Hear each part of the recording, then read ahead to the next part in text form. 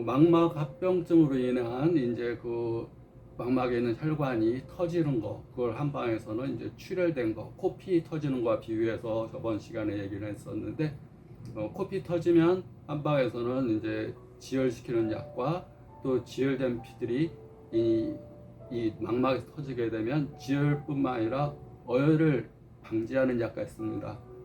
그러니까 병원에서는 어디가 막히게 되면 혈전용해제라고 해서 자꾸 피가 엉키지 않게끔 하게 되는데, 혈전용해제를 쓰게 되면 피가 혈관이 더 약해집니다. 그래서 만약에 유궤양호나 어디가 혈관이 터져서 어디가 피 내부에 피가 터져서 속이 쓰리거나 이런 사람들이 만약 혈전용해제 혈관이 약해지고 또 더 잘 터질 수가 있습니다. 그렇지만 엉긴 피, 딱딱하게 엉긴 거, 왜냐면 이 혈당이 이 15년 정도 이 설탕물 같은 이 혈당이 이 15년에서 20년 동안 혈관성을 돌아다니까 얼마나 딱딱하고 지저분하고 이 굉장히 이렇게 엉겨 있겠습니까? 그러니까 그런 것이 눈에 있는 가장 가는 모세혈관 무리를 콱 막아서 이제 시력장애, 시야장애 또 병이 이렇게 오게 되니까 혈전용해제를 쓰게 되는데, 한방에서는 이제 출혈에 지혈하면서 어혈을 없애는, 피가 엉기는 걸 예방하고 또 그걸 치료하는 약을 쓰고, 두 번째 단계는 어혈을 없애고, 세 번째는 시신경의 회복을 위한 약제를 쓰게 되는 3단계로 나눠서 쓰게 됩니다.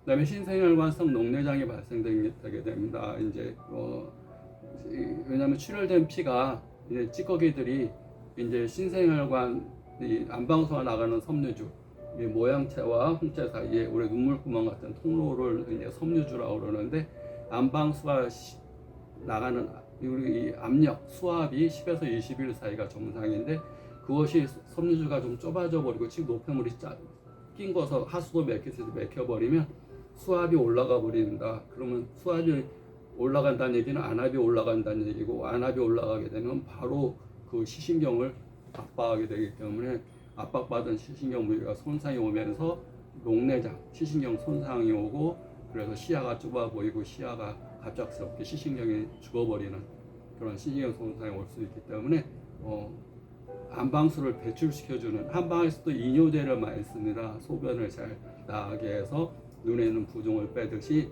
병원에서는 직접적으로 눈에 안약을 써서 이뇨제를 시키거나 또 먹는 이제 이뇨제를 쓰게 되는데, 한방에서는 자연의 약제인 이뇨제를 쓰기 때문에 콩팥 기능에 무리가 별로 안 갑니다.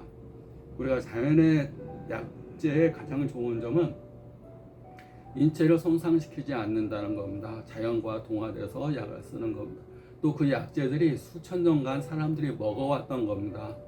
새로 만들어진 자연약제를 쓰는 게 아니라 동의보감에 또는 한방 약초 책에 수천 년 인체 실험을 통한 약제를 쓰는 겁니다. 동물 실험이나 쥐 실험을 통해서 이런 약제 효과를 검증한 게 아니라 수많은 조상 그 조상 때부터 약제를 먹어서 그것이 책으로 기록돼서 또 그런 것들이 검증받아서 그런 한약제의 이 효과라고 이제 입증이 된 겁니다. 다만 병원처럼 성분을 뽑은 게 아닙니다. 이 약제는 어떤 성분이 있어서 어떤 효과가 내고 그런 게 아니라 어떤 효능이 있고 그 효능들이 어떤 체질에 어떤 증상에 어떤 효능이 있다. 효능, 뭘과 어떤 효과와 능력을 나타낸다는 것이 효능입니다. 저희 약이 무슨 성분이 들어갔나요? 라고 묻는 것은 양약입니다.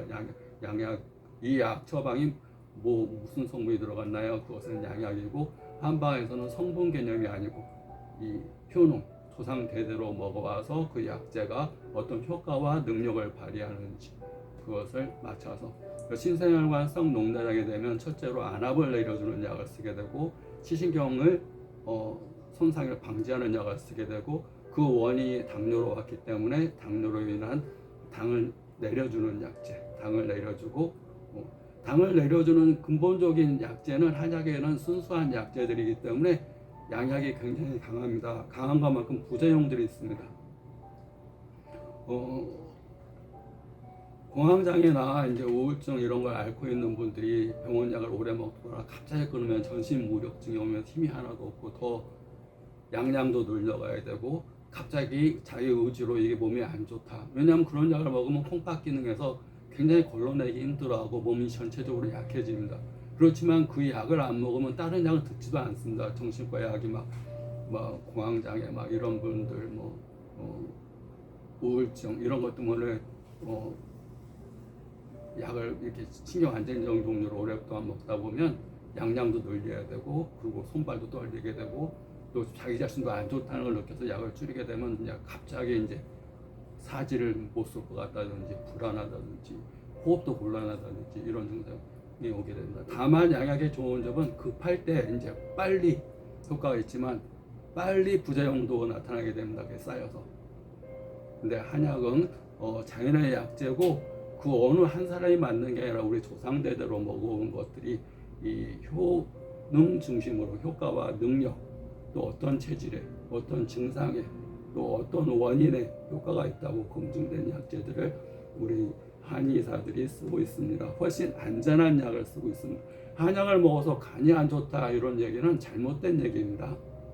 뭐든지 간을 안 좋게 하는 약재들은 유독성이 있고 화학물질이 오히려 더 간에 안 좋지 자연의 약재들을 물론 길거리에서 막 자기가 사서 한약재를 끓여 먹는다 그런 경우는 자기 몸에 안 받으면 안 맞는 약을 쓸 때 간에 안 좋은 거지 제대로 진단하고 그 원인과 증상 체질에 맞게끔 약을 쓰게 되면 우리가 맞춤 양복을 맞춤 있는 거랑 마찬가지이기 때문에 기성복 있는 게 아닙니다. 막 맞춰놓은 거 입는 게 아니기 때문에 훨씬 좋은 겁니다.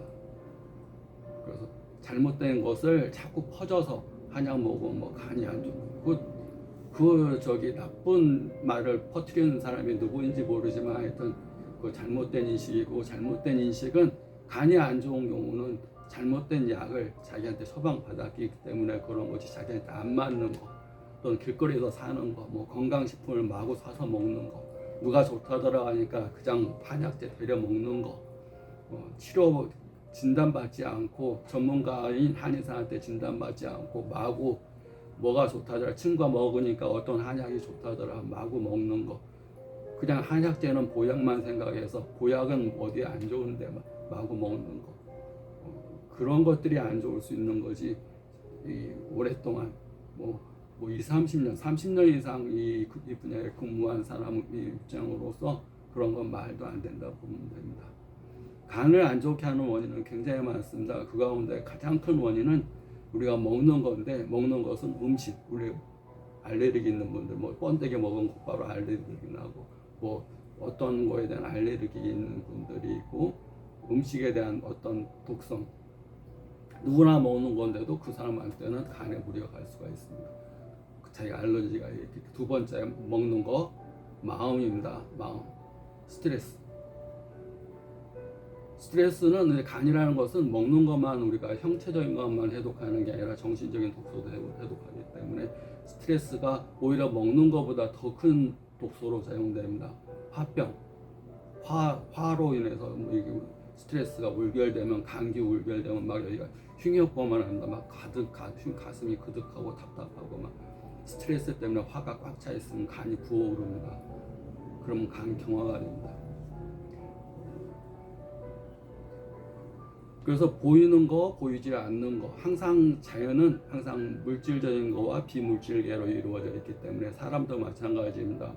보이는 물질, 육체라는 물질계와 보이지 않는 정신과 마음, 영혼이라는 이런 비물질계로 이루어져 있기 때문에 물질계만 내 육체에 영향을 미치는 게 아니라 더 큰 원인은 보이지 않는 비물질계, 마음과 정신, 육체, 이 영적인 건강이 자기 몸에 큰 영향을 미친다고 보시면 됩니다. 이어서는 이제 비물질적인 것이 어떻게 이제 당뇨의 망막병증 근원이 되는지에 대해서 설명하겠습니다.